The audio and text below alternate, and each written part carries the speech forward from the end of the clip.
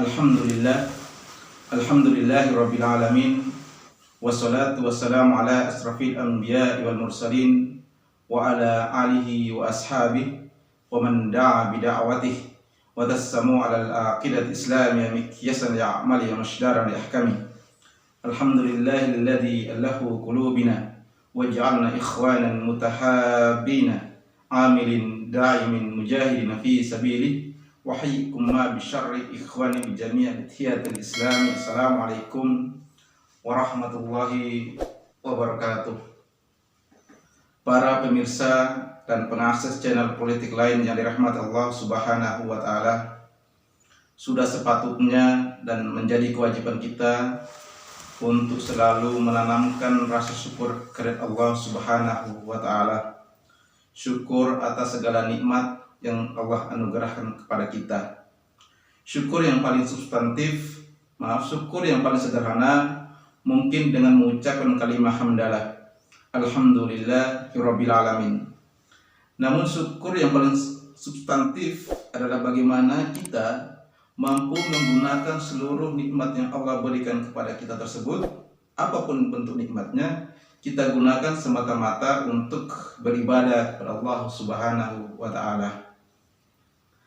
Misal ketika Allah Subhanahu wa taala memberikan kita nikmat iman dan Islam, lalu kemudian masih ada nikmat usia atau umur, sehingga kita kembali berjumpa dengan bulan suci Ramadan, maka bentuk syukur yang paling substantif untuk mewujudkan rasa syukur kita adalah bagaimana kita mengisi bulan suci Ramadan ini dengan amal ibadah yang kemudian setidaknya kita mengisi dengan menjalankan ibadah puasa di bulan suci Ramadan. Selawat serta salam selalu tercurahkan kepada junjungan kita Nabiullah Rasulullah Muhammad SAW, Nabi akhir zaman, Nabi yang kemudian menjadi penuntun bagaimana kita menjalankan ajaran agama Islam. Para pemirsa dan pengakses channel politik lain yang dirahmati Allah Subhanahu wa taala, kehadiran bulan suci Ramadan oleh Mahmud Yunus dikatakan sebagai salah satu bentuk atau bukti kemahasayangan Allah Subhanahu wa taala kepada hambanya. Setidaknya ada 3 hal pokok yang kemudian mendasari mengapa Mahmud Yunus mengatakan bahwa kehadiran bulan suci Ramadan dan kesempatan kita untuk berjumpa dengan bulan suci Ramadan merupakan salah satu bentuk kemahasayangan Allah Subhanahu wa taala kepada hambanya. Yang pertama, karena memang di bulan suci Ramadan amal ibadah bagi orang-orang yang berpuasa akan dilipat gandakan. Dan yang kedua, pintu-pintu pemaafan, pintu-pintu pengampunan akan dibuka seluas-luasnya oleh Allah Subhanahu wa taala kepada hamba-hambanya yang ingin bertobat dan berdoa. Dan yang ketiga, di bulan suci Ramadan adalah salah satu bulan khusus yang diberi Allah Subhanahu wa taala kepada hambanya sebagai salah satu bentuk kemahasayangan Allah Subhanahu wa taala, karena pada bulan ini kita dilatih, kita dididik untuk bagaimana menjadi atau menggapai insan yang muttaqin, sebagaimana firman Allah dalam surah Al-Baqarah yang kemudian menjadi dalil kewajiban kita untuk berpuasa, yakni ya ayyuhalladzina amanu kutiba alaikumus syiyam kama kutiba alal ladzina min qablikum la'allakum tattaqun. Nah, 3 hal pokok ini yang kemudian kita sedang mengejar agar menjadi insan yang muttaqin, insan menjadi orang-orang yang bertakwa. Nah, pada kesempatan ini saya ingin mengangkat tema khusus untuk memahami konsepsi dan untuk memahami apa dan bagaimana sesungguhnya takwa itu. Apakah takwa itu hanya dalam perspektif teologis atau dalam perspektif lain, sosiologis? Tapi pada kesempatan yang mulia ini saya ingin hanya bicara dalam perspektif teologis, khususnya dalam perspektif agama Islam, bagaimana kita memahami kedudukan takwa yang hari ini di bulan suci Ramadan kita berupaya agar setidaknya Allah Subhanahu wa taala menjaga kita menjadi orang-orang yang bertakwa. Sebelum lebih jauh untuk memahami konsepsi dan kedudukan takwa, saya ingin membangun logika berpikir untuk kemudian nanti saya akan membawanya dalam tataran bagaimana menjelaskan konsep dan kedudukan takwa. Para pemirsa dan pengakses channel politik lain yang dirahmati Allah Subhanahu wa Ta'ala, manusia, saya ingin memberikan contoh untuk membangun logika berpikir untuk memahami konsepsi takwa. Yang pertama, saya membangun logika berpikir berdasarkan konsepsi sosiologis antropolog. Manusia sesungguhnya tanpa disadari memiliki dua status.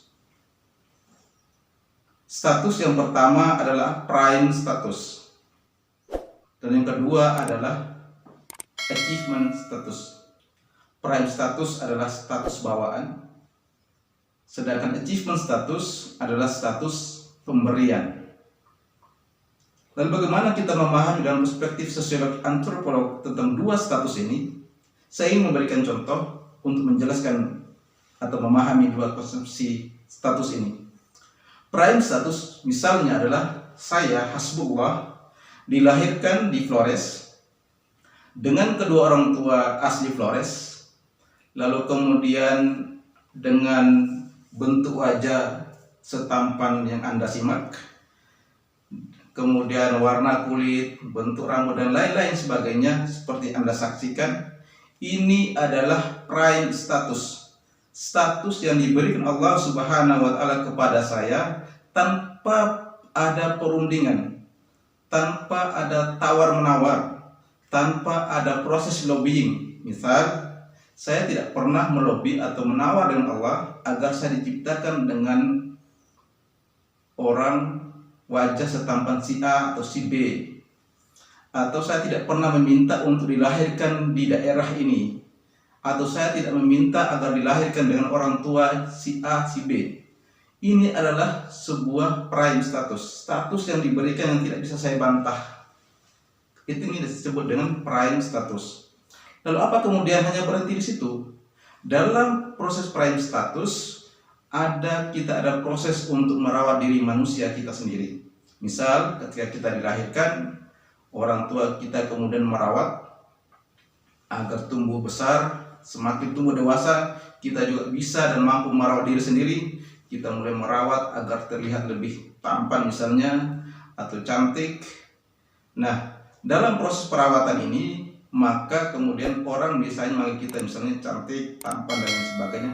Panggilan terhadap kita sebagai orang yang cantik, tampan adalah bagian dari konsekuensi kita karena kita telah merawat diri kita menjadi tampan, cantik, dan lain sebagainya akibat daripada perawatan yang kita lakukan. Nah, panggilan itu adalah achievement status, status yang diberikan pada diri kita karena hasil kinerja atau apa yang kita lakukan.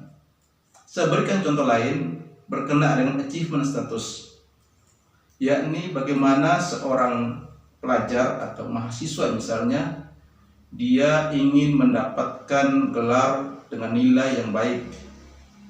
Lalu selama proses belajar, ia belajar dengan tekun, kemudian mengerjakan tugas-tugas yang diberikan oleh dosen atau gurunya, dan terus belajar. Akhirnya ia wisuda dan diberikan gelar atau juga ijazah. Gelar dan ijazah yang dimiliki itu adalah achievement status, status yang diberikan akibat daripada apa yang ia lakukan.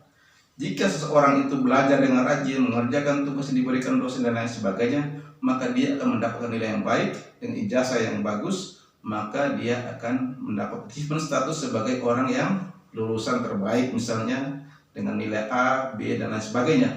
Begitupun sebaliknya, orang juga akan mendapat achievement status dengan nilai yang buruk karena memang kinerjanya mungkin dia rajin kurang belajar atau tidak mengerjakan tugas, jarang masuk, dan lain sebagainya. Baik dan buruk yang apa yang ia dapatkan adalah achievement status. Begitupun halnya seseorang kemudian ketika lahir tidak dirawat, tumbuh besar tidak pernah mandi, dan lain sebagainya, maka statusnya akan menjadi jelek Itu bagian daripada kinerja atau apa yang ia kerjakan. Nah, sampai di situ maka saya ingin membawa langsung pada perspektif teologis untuk memahami takwa. Dalam beragama pun ada dua status yang dimiliki oleh manusia, yakni prime status dan achievement status. Status bawaan dan status yang diberikan.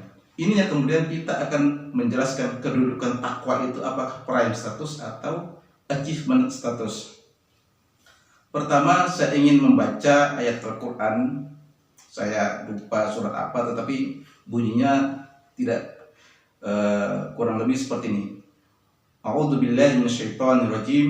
Wa id khadha rabbakum min bani adama min duhurihim wa dzurriyyatahum asyhadu ala anfusihim alastu birabbikum qalu bala syahidna.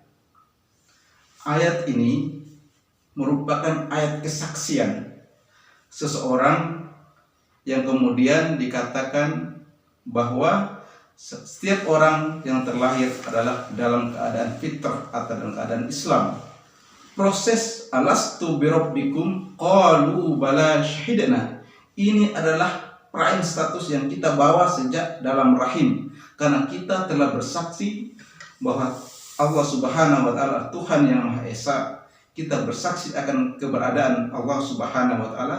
Dengan ditanya alastu birabbikum, kita menjawab qalu bala syahidna. Kita bersaksi bahwa Allah Subhanahu wa taala itu ada, Dia adalah Tuhan dan tidak ada Tuhan selain Allah Subhanahu wa taala. Nah, proses kesaksian kita terlahir dalam kondisi Islam itu adalah prime status yang menjadi sudah dari sananya kita terlahir dalam kondisi Islam. Nah, ketika kita lahir maka ada di sana ada proses perawatan, bagaimana kita merawat Islam dan iman yang kita yakini. Kita merawat agama Islam dan merawat bagaimana keimanan kita terhadap Islam. Proses perawatan ini yang kemudian akan melahirkan apakah kita itu termasuk orang-orang yang bertakwa atau tidak. Maka ketika kita lahir, seperti halnya tadi seorang manusia terlahir, tergantung bagaimana perawatannya, dirawat atau tidak, maka itulah hasilnya. Begitupun dalam beragama, ketika kita sudah lahirkan dalam kondisi Islam, lalu bagaimana kita merawat agama ini, bagaimana kita merawat keyakinan kita, maka di situ ada proses yang namanya ihsan. Kita dituntut untuk beribadah. Beribadah dalam pengertian ini adalah menjalankan perintah-perintahnya dan menjauhi segala larangan, yang ini menjadi bagian daripada konsep takwa. Ibadah adalah ketika kita beribadah, ketika kita menjalankan konsumsi tentang imtithalu awamirillahi wa ijtinabu nawahi, maka kita menggunakan konsep tentang al-ihsan. Apa itu? Anta budallah ka'annaka tarok. Saya ulangi, anta budallah ka'annaka tarok. Fa illam takun tarok fa innahu yarah.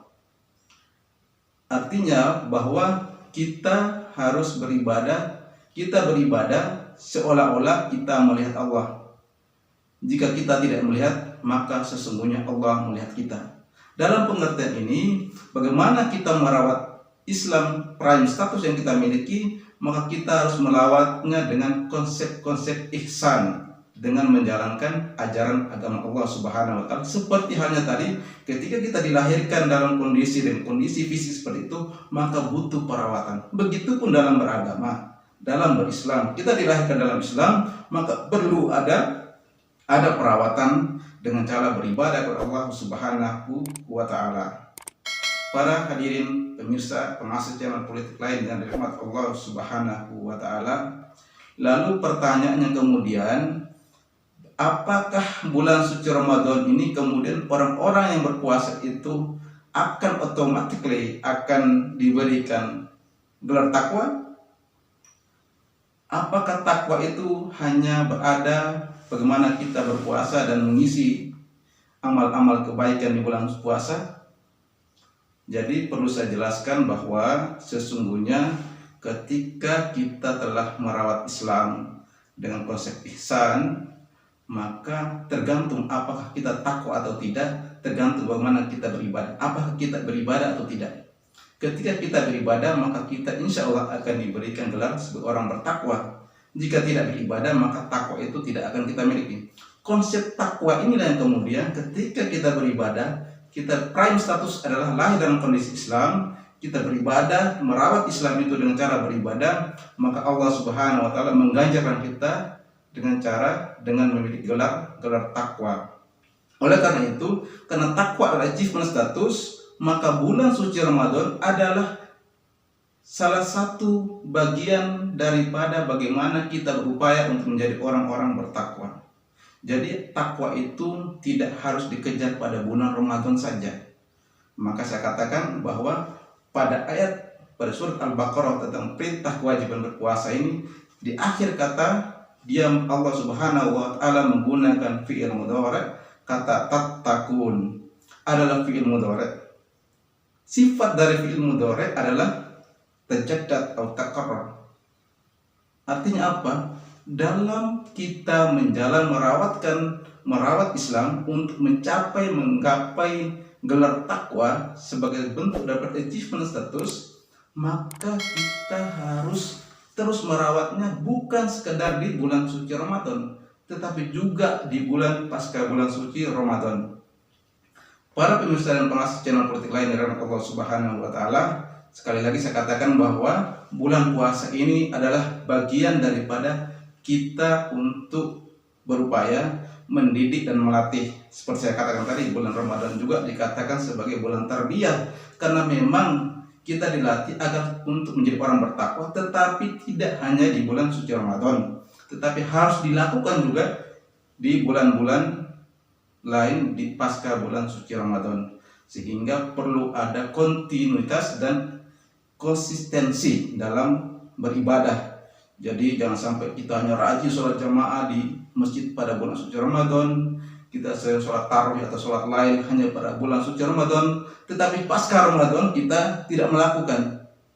Karena untuk menggapai gelar takwa itu tidak semata pada bulan suci Ramadan, karena memang kewajiban kita berpuasa adalah bagian daripada upaya kita untuk menjalankan atau mendapat gelar takwa.